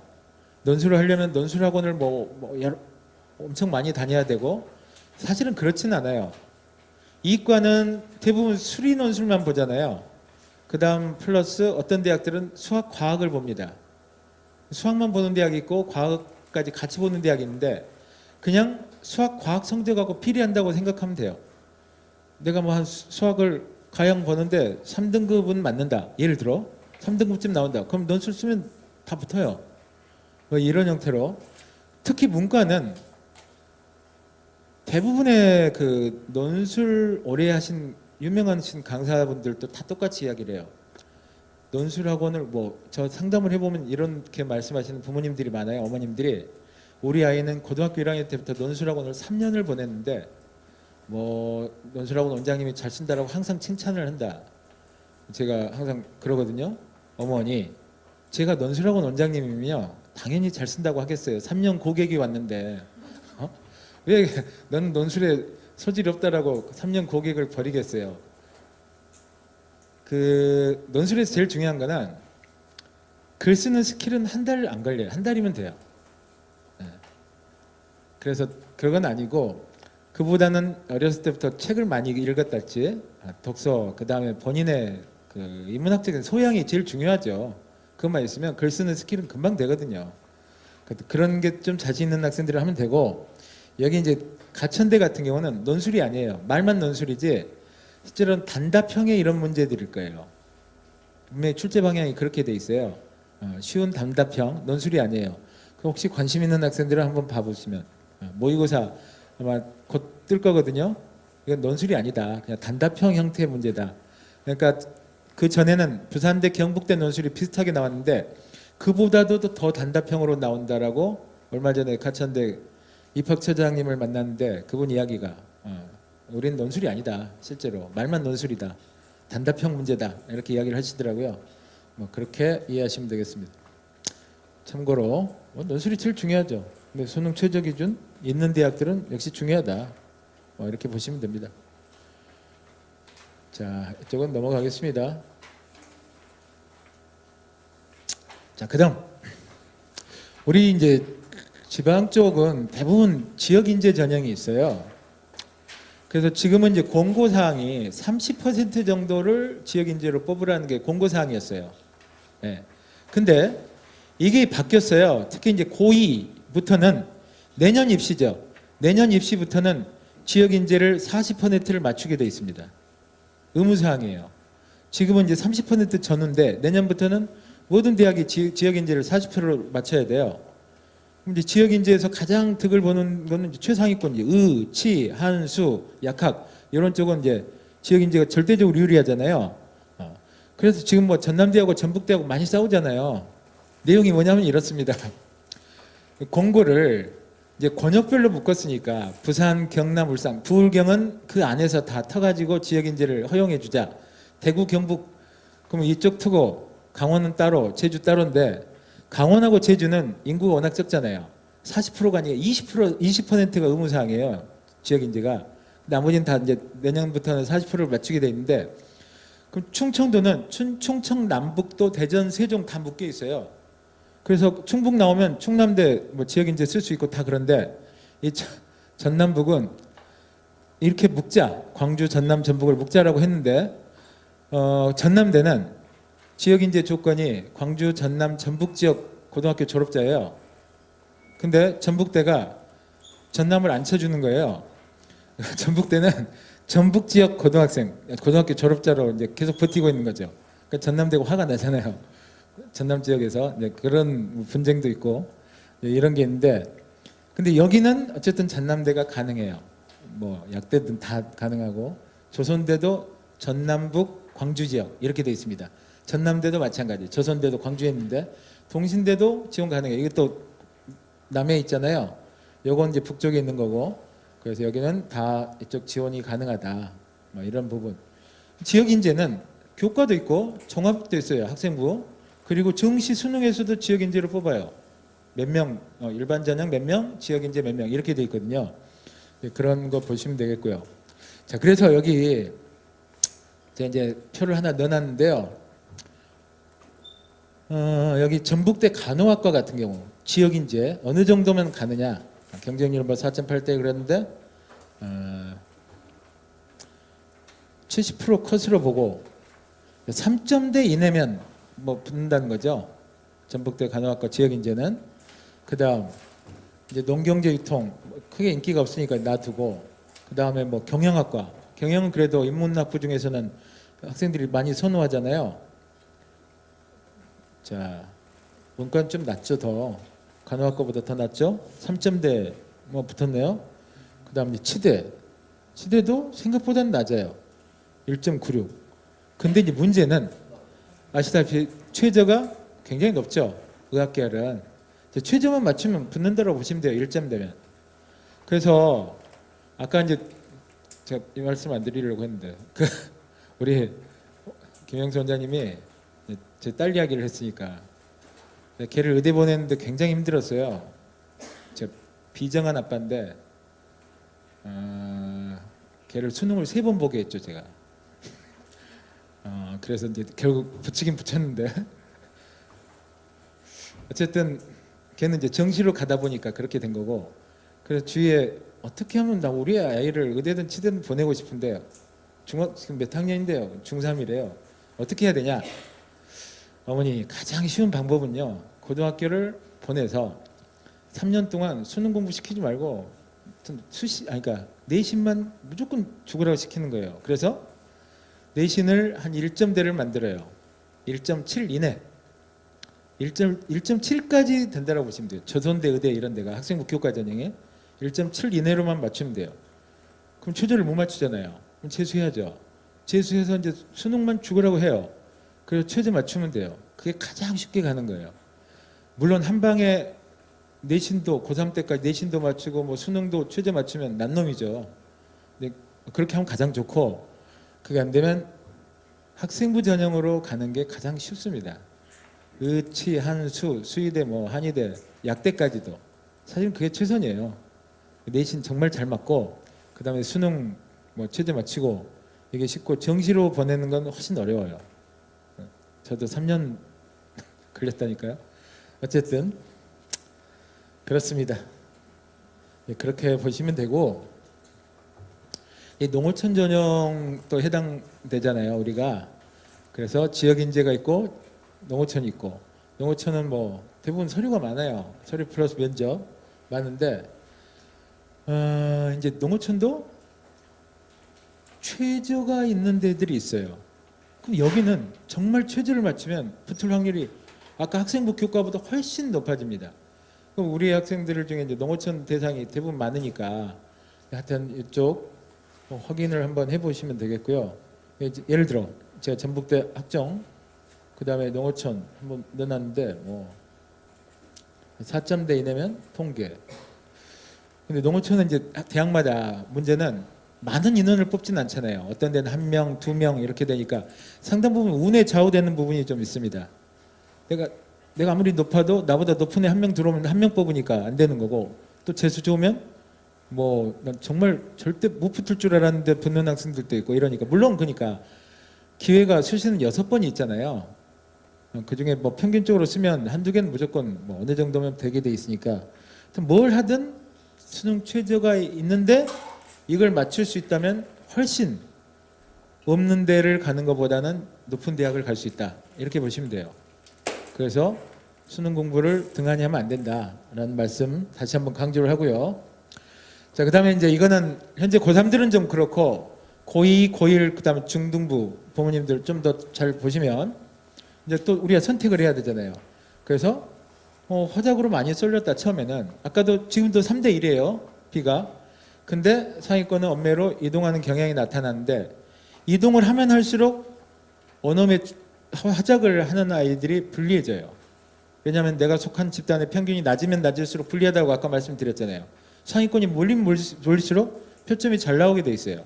그 부분이 있어서 수학에 이어서 구어도 그 현상이 심해지면 심해질수록 뭔가 변환 점수제를 대학들이 자체적으로 만들어낼 가능성이 커요. 예를 들어 서강대 같은 경우 대표적으로 문이과를 다 터놨는데 이게 경영학과를 이과애들이 싹쓸이 하게 되면 작년까지도 절반 정도는 이과애들이 넘어왔거든요. 이렇게 되면 이제 안 되잖아요. 그래서 뭐 확률 통계 그 변환식을 아까 바꾸든가 아니면 확통의 그 가산점을 없애고 확통을 일정 부분 점수 보정을 해주든가, 내년부터는 아마 그런 형태로 바뀔 가능성이 크다라고 보시면 됩니다. 그래서 이런 일종의 부조리잖아요. 그 부분은 없애려고 대학들이 노력을 할 가능성이 커요. 그렇게만 보시면 되겠고요. 그 다음에 이제 수학 같은 경우 소수 인서울 기준으로 말씀드리면 소수를 제외하고는 대부분 이공계는 미적이나 기하 중에 하나를 선택해야 돼요. 물론 이제 건축이나 뭐 가정대 계열들 이런 대학은 그 확률 통계에도 문호가 열려 있는 대학은 꽤 있지만, 자, 그다음에 이제 같은 대학 안에서도 과별 차이도 일부 있다. 예를 들어 시립대 이과는 전부 미적이나 기하의 필수인데 조경 같은 경우는 확률 통계에도 갈 수 있고 동국대도 바이오 시스템은 확통에도 갈 수 있고, 이렇게 대학 안에서도 과마다 조금씩 차이는 있긴 있습니다. 그런데 어쨌든 미적 기하에 가산점을 주는 대학이 많다. 이게 문제라는 거죠. 아까 말씀드린 대로 지금 구조면 줄 이유가 없어요. 네. 확통을 하는 자체로 이미 불리하니까. 근데 작년까지 경험으로 대학들이 입학 제도를 이렇게 만든 거예요. 그러니까 이 점수에 대한 이 시뮬레이션을 제대로 안 돌려보고 입학처에서 만든 거죠. 그렇게 보시면 돼요. 자, 그다음 아까 말씀드렸죠. 문과생이 불리하다. 계열 이동을 하는 과랄지 한의대, 교대 특히 이쪽 집중적으로 불리하다. 이렇게 보시면 되겠고, 만약 이게 유지되면 상위권 학생들은 내년에 확통 안 해요. 문과에서도 뭐 경영학과 상위권 가겠다. 얘들도 다 미적할 거예요. 그 차이가 이렇게 나면 그렇게 할 수밖에 없어요. 뭐 이런 부분으로 지금 문제가 많이 생겼다. 그래서 제 생각인데 변환이나 보정 점수를 줄 필요가 있을 수밖에 없다. 네, 그런 말씀을 드렸고요. 이건 뭐 중요하진 않습니다. 이렇게 정리돼 있어요. 문과는 아무거나 해도 되고 이과는 둘 중에 하나만 해야 되고, 이런 흐름이라고 보면 되고, 의료대 간호학과는 둘 다 되는 거죠. 그건 뭐 어디든 똑같아요. 간호는 문과도 뽑고 이과도 뽑고 이런 흐름이니까 참고로 보시면 되겠고요. 자, 그다음 우리가 뭐 수험생이 되면 제일 먼저 하는 게 탐구 선택을 또 해야 되잖아요. 아까 제가 말씀을 드렸죠. 절대 해서는 안 되는 과목 1번 이거. 예. 경제하는 학생이 다른 여론 제일 많이 하는 게 생윤이잖아요. 두 번째로 학생들이 많이 선택하는 게 사회문화입니다. 1번, 2번, 3번 이런 순인데, 윤사를 옛날에는 이게 넘버 4 안에 들다가 지금 확 밀렸어요. 이유는 어렵습니다. 이건 생활윤리고 이거는 좀 더 깊이 들어가는 윤리 사상이에요. 당연히 어렵죠. 그래서 독서량 많고 이런 사고 있는 애들이 많이 해요. 그러면 이 애들이 성적대가 높겠죠. 경제가 제일 높고 두 번째로 높은 과목이 윤사예요. 뭐 이런 흐름이 있으니 그래서 나는 뭐 지리 좋으면 이렇게 하는 거고 역사 좋아하면 이렇게 하는 거고 보통 생년 사문을 제일 많이 하고 뭐 이런 흐름이라고 보시면 됩니다. 그래서 하지 말아야 될 1번 이거는 절대 하면 안 돼요. 그래서 뭐 적합성이 제일 중요하죠. 본인이 흥미있는 과목을 선택하는 게 제일 중요합니다. 물론 근데 선택 집산의 특성을 고려할 수밖에 없다. 이렇게 보시면 되겠고요. 과탐은 똑같습니다. 투를 하는 건 자살행위예요. 거의 이렇게 보시면 돼요. 근데 이제 서울대를 가려면 투를 해야 되잖아요. 난 죽어도 서울대를 꼭 가야 되겠다. 해야죠. 투 안 하면 못 가니까. 근데 연대부터 전국에 있는 모든 의대들 원만 해도 됩니다. 서울대 말고는 없어요. 투를 해야 되는 대학이 있긴 있어요. 카이스트 있습니다. 근데 카이스트 정시로 몇 명 뽑지도 않아요. 20명밖에 안 뽑아요. 그걸 가려고 투를 하는 건 아니잖아요. 그죠? 그러니까 의미 없다라고 보시면 돼요. 예를 들어 이 화투를 하는 그룹이 지학 원을 하는 그룹하고 수학 원점수 차이가 20점 이상 나요. 100점 만점에. 그 이쪽에서 경쟁하면 뭐 말이 안 되는 거죠. 등급 맞기가 그 원 중에 2개를 고르는데 그러니까 이게 서울도 그렇고 대부분 학교의 상위권 학생들은 고등학교에서 투를 권해요. 특히 서울 쪽은 그게 더 심해요. 왜냐하면 얘가 수능을 잘 볼 수도 있고 여러 가지가 있잖아요.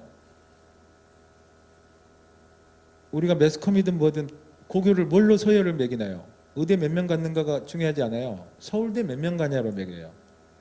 뭐 전국에는 맨날 그 뉴스 그 신문에 나오잖아요. 뭐 강남 A고 뭐 58명 대원외고 뭐 70몇 명 쭉쭉 이렇게 나오잖아요. 서열별로 쭉. 그래서 그러니까 고교에서는 투를 엄청 밀죠. 어떻게 될지 모르니까 일단 투를 시켜요. 근데 이 친구들이 하는데 재수를 하게 되면 투를 다 버려요. 다 원두개 하거든요. 이제 세상을 알고 전략적 선택을 하는 거죠. 그리고 확실히 지원이 쉬워요. 분량도 적고. 화생이 옛날에 주류에다가 생지가 주류가 된 이유가 있어요. 분량이 지학이 훨씬 작아요. 그리고 쉬워요. 그리고 순서는 이 과목을 선택한 아이들의 국영수 평균이 이렇습니다. 화학이 제일 높아요. 그 다음 물리예요. 화물 생지 2순위거든요. 지구과를 선택한 학생들의 국영수 평균이 제일 낮아요.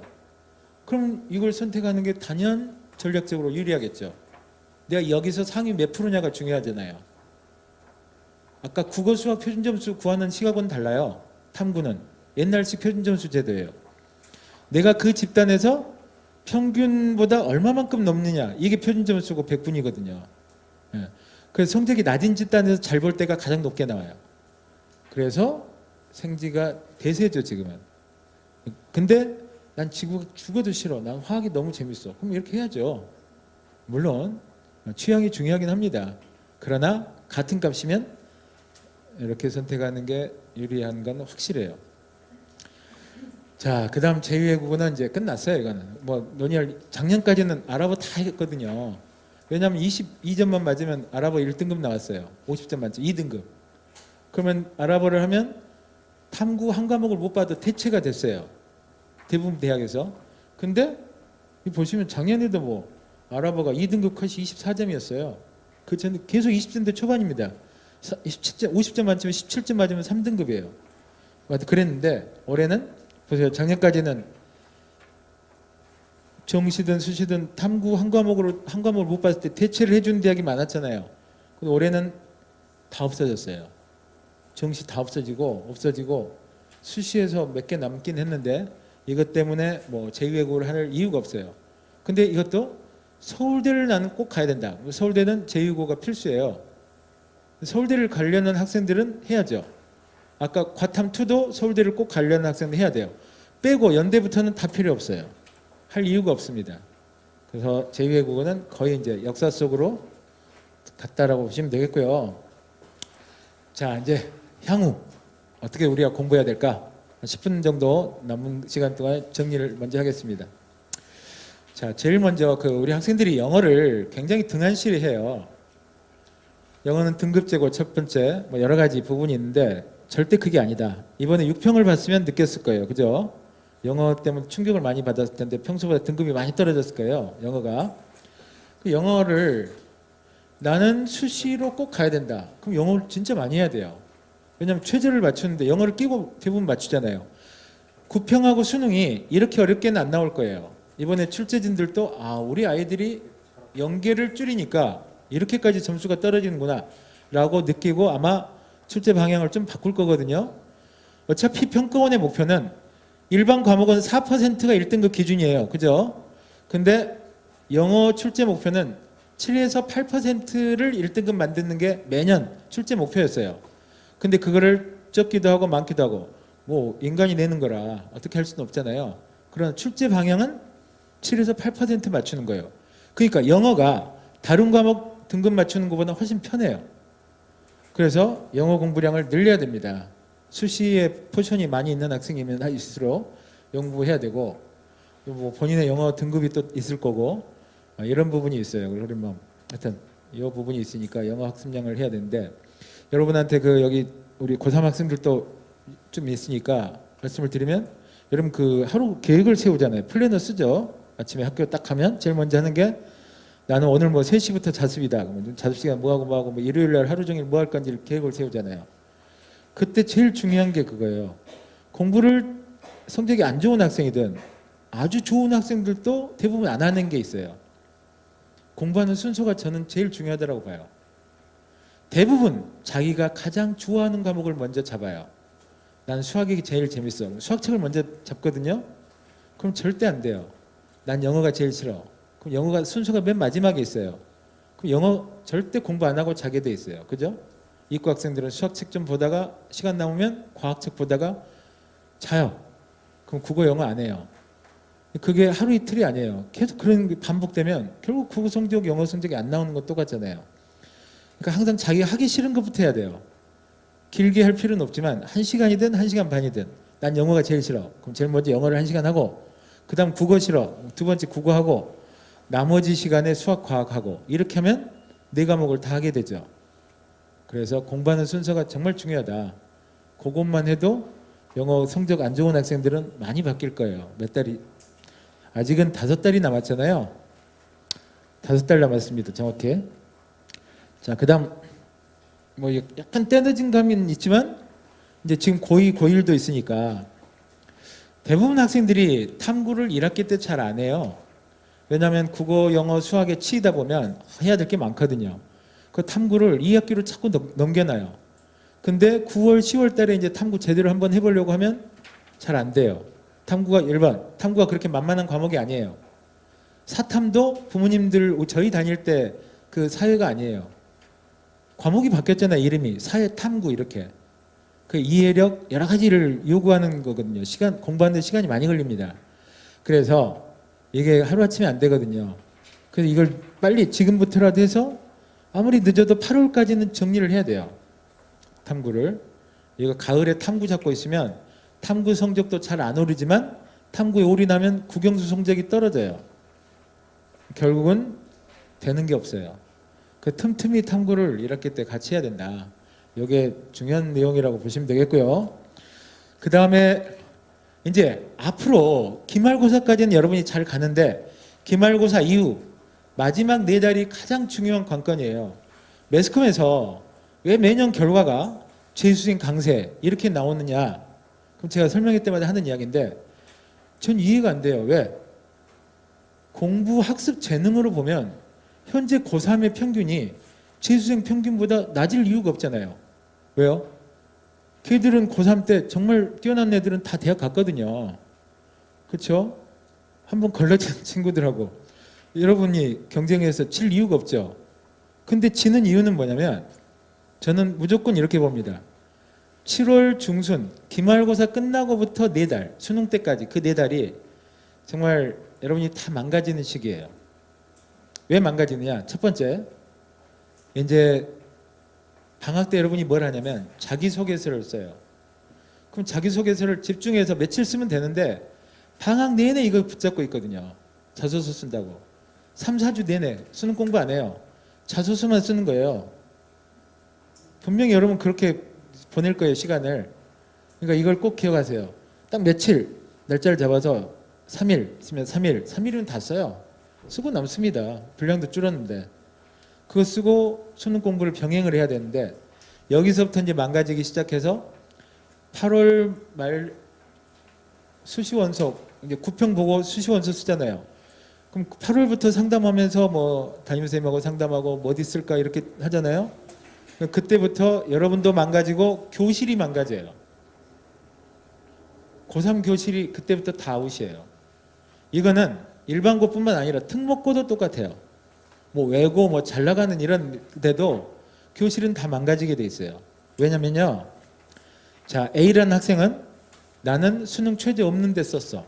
그럼 이 친구는 수능 공부해요, 안 해요? 안 해요. 학교 오면 잠만 자요. 반 분위기가 그렇게 변해버려요.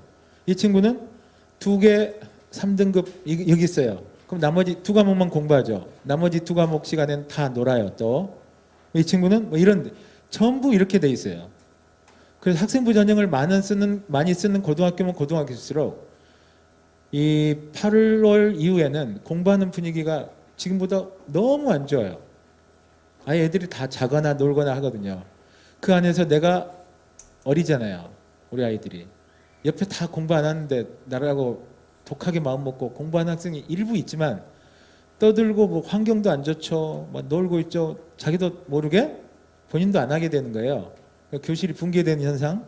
이게 제일 커요.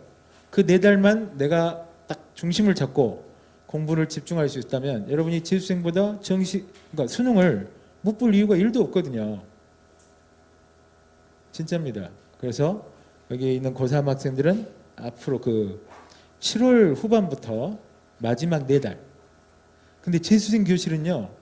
8월 초면 100일이 남아요. D-100이 딱 새겨지잖아요. 학원 앞 입구에. 그때부터 이 친구들은 눈빛이 바뀌어요. 그동안 놀던 애들까지도 공부를 해요. 분위기가 아주 살벌해져요. 근데 고3은 정반대잖아요. 그 시기를 여러분이 현명하게 넘겨야 된다.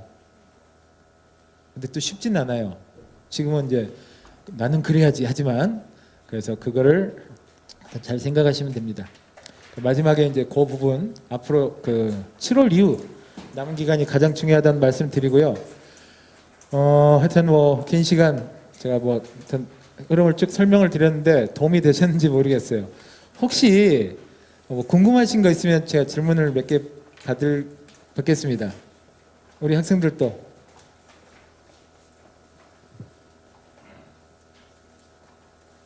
없으신가요? 네네. 예, 잠깐만요. 예. 수시에서 정성평가를 한다라는 표현을 많이 하시는데 네, 합격은 대부분 한다고 보시면 됩니다. 네, 성적뿐만 아니라 교과, 비교과 다 보면 도대체 기준을 어디다 두고 평가를 하신다는 건지 사실 학부모에서 굉장히 애매하거든요. 우리 아이 학생부를 보더라도 이게 그 학교의 정성평가 과연 가산점이 되는 건가? 안 되는 건가? 좀 기준이 애매모호한데 어느 정도 뭘 어떻게 이렇게 보완을 좀 해줘야 되는 건지. 그 정성평가는 이제 두 가지로 보시면 되는데요. 일단은 고교 서열화는 분명히 있습니다. 대학마다 그 정해놓은 기준들이 있잖아요. 전국에 있는 모든 고등학교들을 이렇게 어느 정도 해서 그 레벨로 정리하는 게 일단 1번 있고요. 그다음에 2번은 이제 비교과 활동에 있어서 대학마다 입학사정관이 있잖아요. 그거는 이제 아까 1번하고는 또 다른 문제인데 그분들이 이제 그 대학마다 기준이 있는데 그거는 그 학생의 지금 몇 학년인가요? 그거는 그 뭐 지금까지 1, 2학년 거 그 학생부를 봐야지 제가 이제 말씀을 드릴 수가 있어서 그분이 혹시 제가 뭐 그 도움이 된다면 여튼 우리 원장님한테 말씀드려도 제 메일로 그 뭐죠? 네, 그 학생부를 보내주시면 제가 따로 메일로 답장을 드리도록 하겠습니다. 예. 그 스캔 떠가지고 보내주시면 되거든요. 예. 아니면 찍어서 보내주셔도 되고요. 예. 제 개인적으로 메일로 답장을 드릴게요. 네, 또 있으시면 네. 네.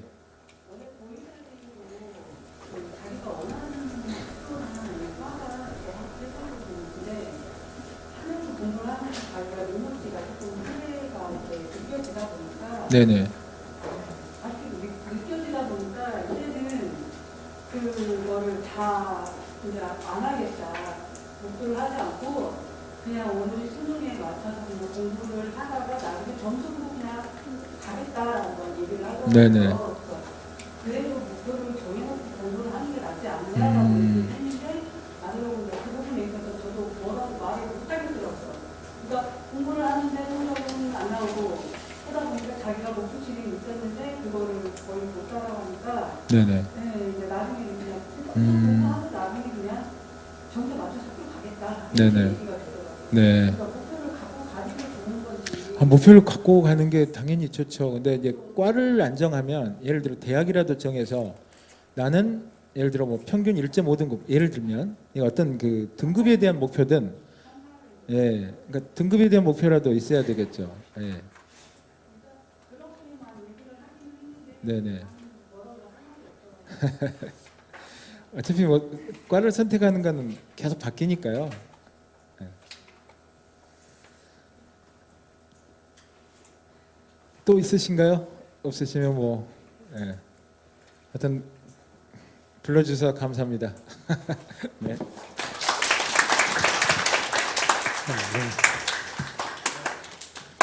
네, 장시간 동안 열강해 주신 우리 정용관 총원장님께 다시 한번 뜨거운 박수 보내주시면 감사하겠습니다. 그래요. 오늘 장시간 동안 명사초청 상반기 입시 설명회 진행을 했습니다. 유익한 시간이 되셨으면 좋겠는데요. 우리 하반기에도 아까 말씀드린 바와 같이 명사초청 입시 설명회는 또다시 진행이 될 예정입니다. 그리고 또 저희 지평선학당은 매달 학부모 입시 교실을 진행을 하고 있는데요. 이 공지사항들 시청 게시판이나 장학재단 사이트에 보시게 되면 이제 게시되어 있을 겁니다. 우리 학부모님들께서 모쪼록 많은 참석해 주시면 감사드리겠고요. 오늘 장시간 동안 함께 해주신 여러분들 정말 감사드립니다. 또다시 다음에 더 좋은 프로그램으로 우리 학부형님들과 우리 김재시 학생 여러분들 만나 뵙도록 하겠습니다. 오늘 진심으로 감사드립니다. 안녕히들 들어가십시오. 네.